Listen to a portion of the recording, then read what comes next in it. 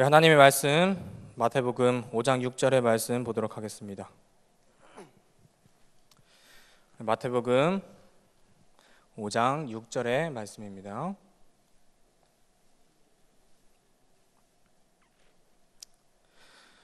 우리 한번 다 같이 읽겠습니다. 시작. 의에 줄이고 목마른 자는 복이 있나니 저희가 배부를 것이며.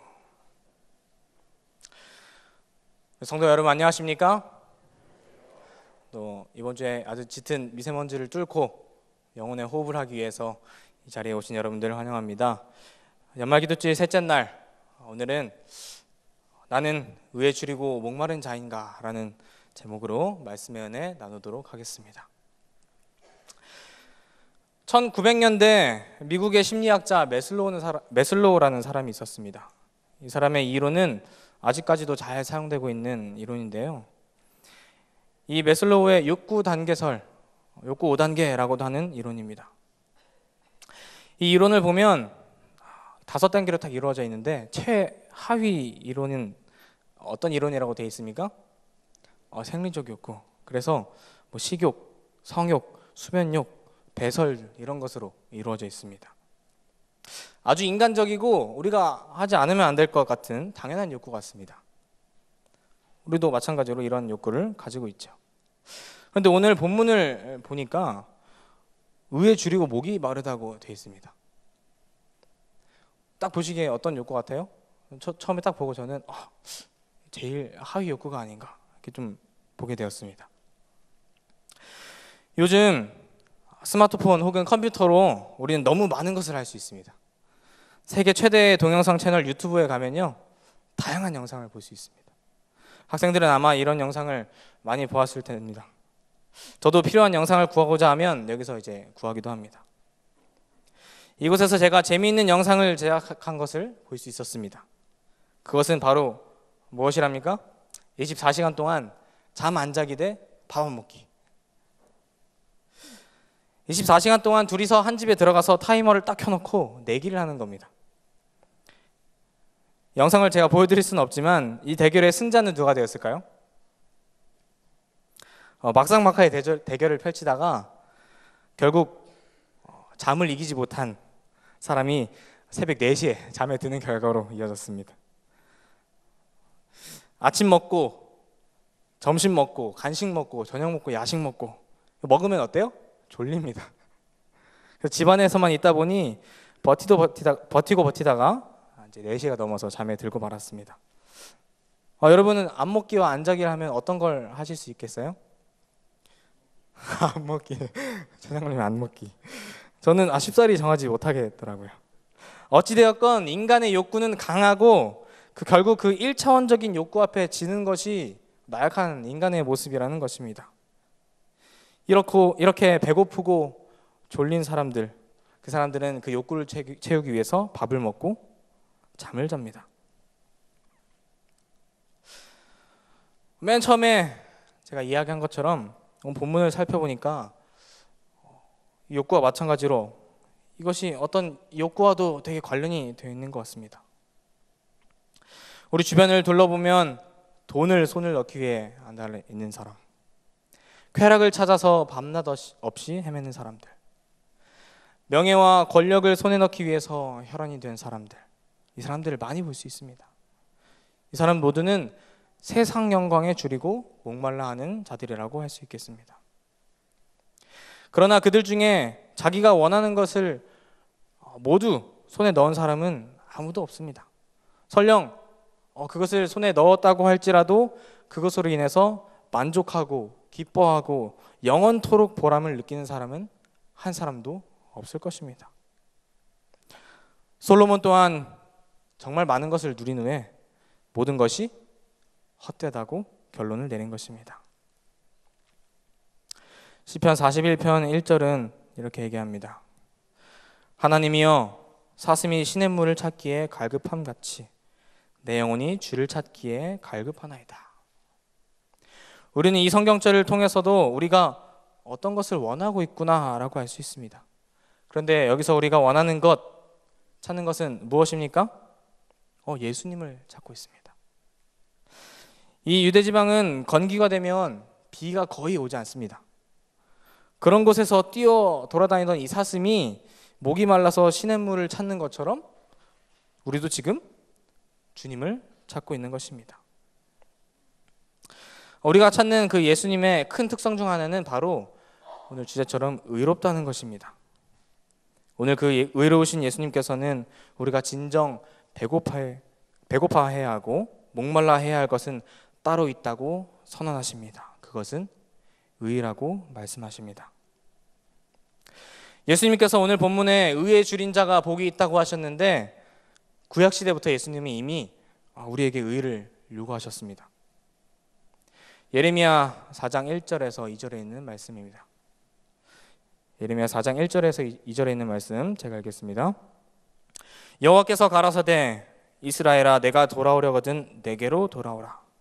내가 만일 나의 목전에서 가증한 것을 버리고 마음이 요동치 아니하며 진실과 공평과 정의로 여호와의 삶을 가리켜 맹세하면 열방이 나로 인하여 스스로 복을 빌며 나로 인하여 자랑하리라.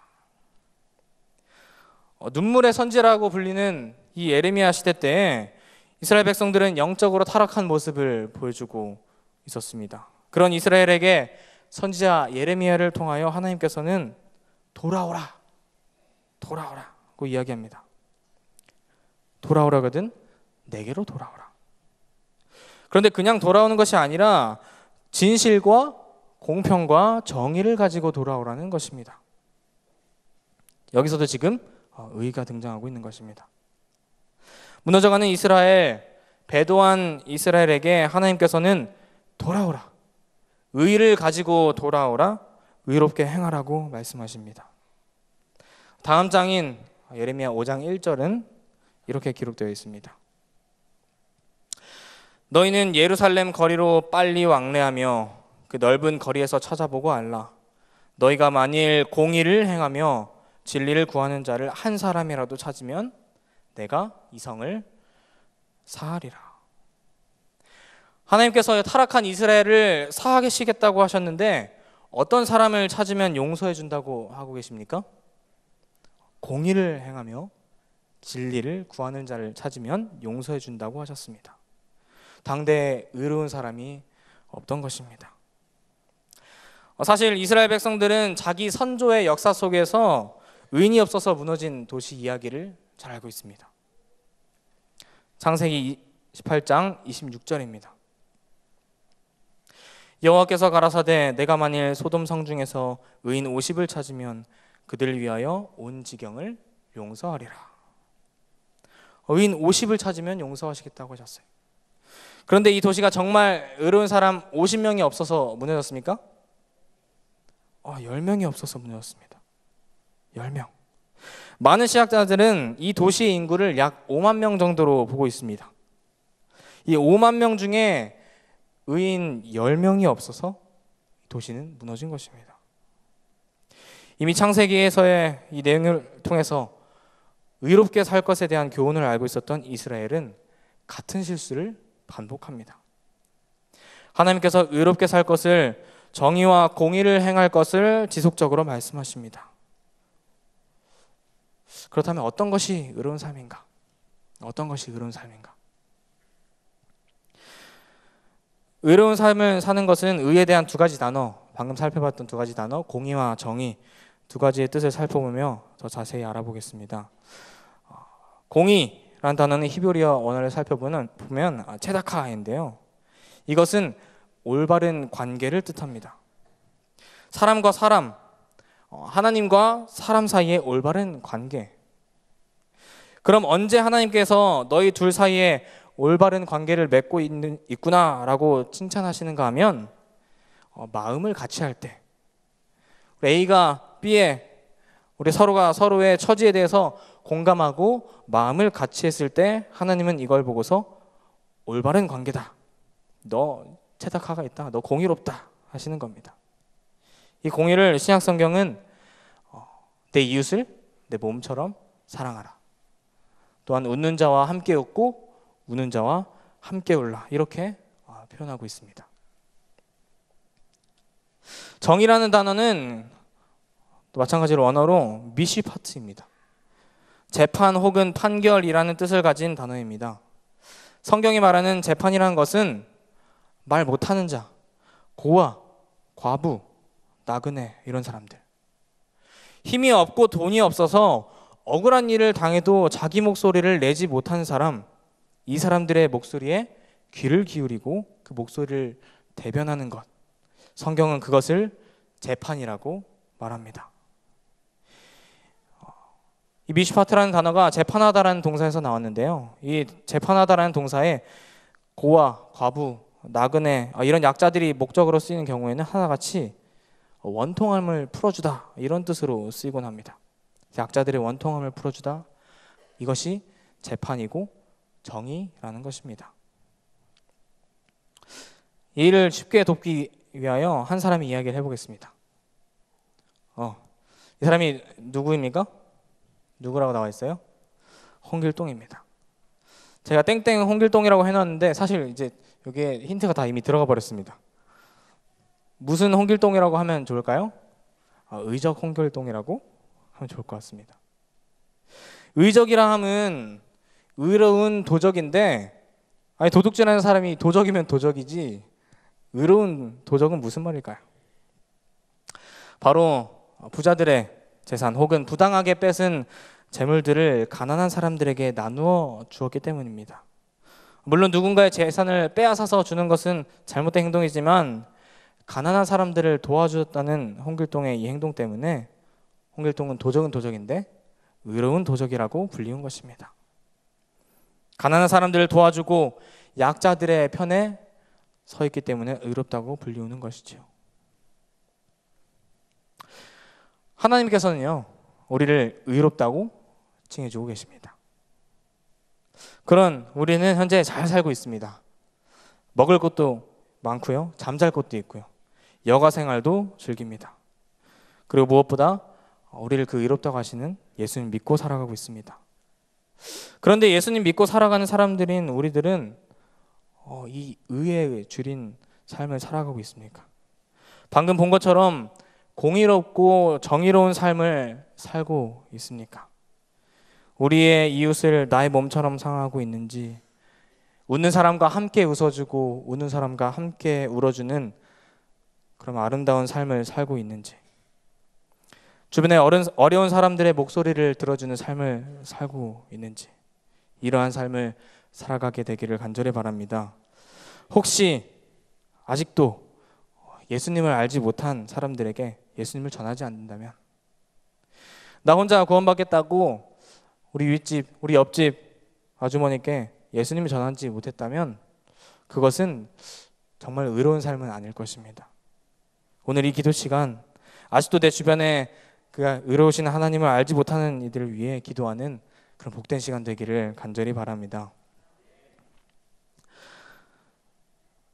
우리의 목마름과 배부름이 맨 처음 보았던 그런 인간적 욕구 그 이상의 것이기를 바랍니다. 하나님께서는 오늘 우리에게 단순히 저녁을 안 먹어서 배고픈 것을 배부르겠다고 말씀하고 계신 것이 아닙니다. 요한복음 6장 35절의 말씀입니다. 내가 곧 생명의 떡이니 내게 오는 자는 결코 줄이지 아니할 터예요. 나를 믿는 자는 영원히 목마르지 아니하리라. 오늘 우리를 영원히 배부르게 하실 이 예수님께 간절히 기도드리시길 바랍니다.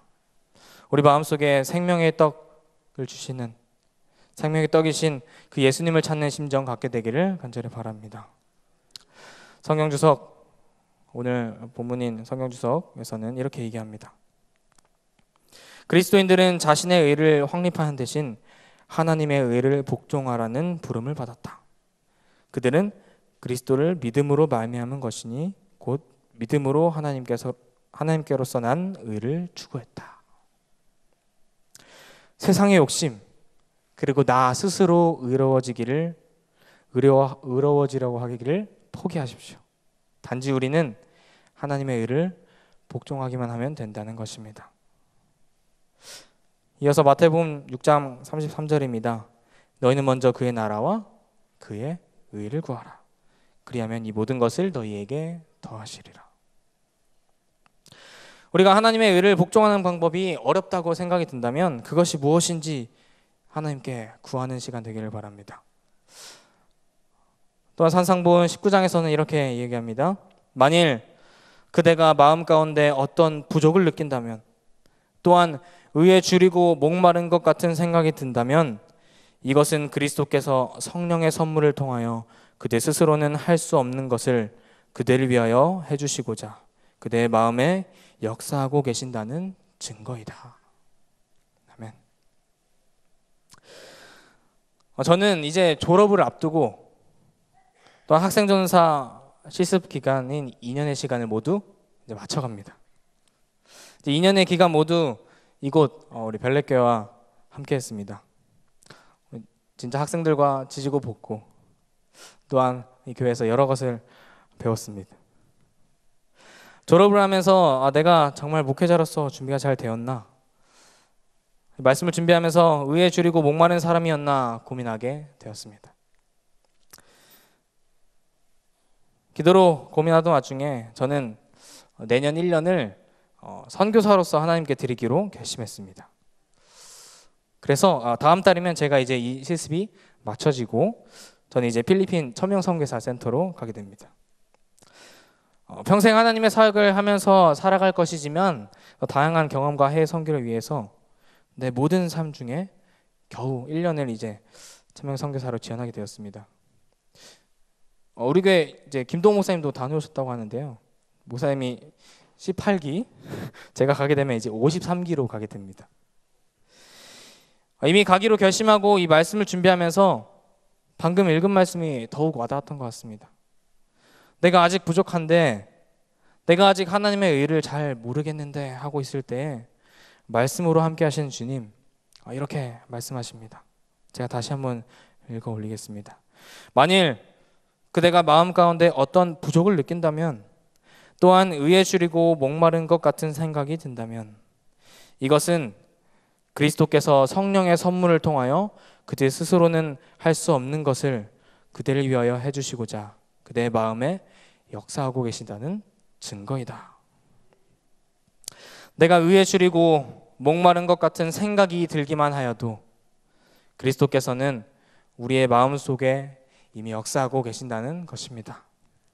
우리들 마음에 심령의 가난함을, 그래서 의에 줄이고 목마름을 갖게 되시기를 이 시간 간절히 바랍니다. 이어서 미가 6장 8절에 있는 말씀입니다. 사람아, 주께서 선한 것이 무엇임을 내게 보이셨나니 여호와께서 내게 구하시는 것이 오직 공의를 행하며 인자를 사랑하며 겸손히 내 하나님과 함께 행하는 것이 아니냐. 시작하면서 오늘 본문에 이 의에 줄이고 목마른 것이 어쩌면 제일 하위에 있는 욕구 같다고 제가 하였습니다. 그러나 이것은 다시 돌아보니까 이 땅의 어떤 욕구와도 비교할 수 없는 것이었습니다. 예수님을 사랑하고 함께 행하는 삶, 마음속에 의에 대하여 굶주린 삶, 이것은 이 땅의 어떤 것과도 차원이 다른 삶인 것입니다. 말씀을 마치면서 올 한 해 내가 정말 의에 줄이고 목마른 사람이었나 되돌아보는 시간 갖기를 바랍니다. 하나님의 그 의를 구하는 시간이 되기를 바랍니다. 하나님께서 우리를 의롭다 칭하시는 그 은혜 속에서 살며 의로운 삶을 살게 해달라고 기도하시기를 간절히 바랍니다. 이 시간 우리 있는 곳에서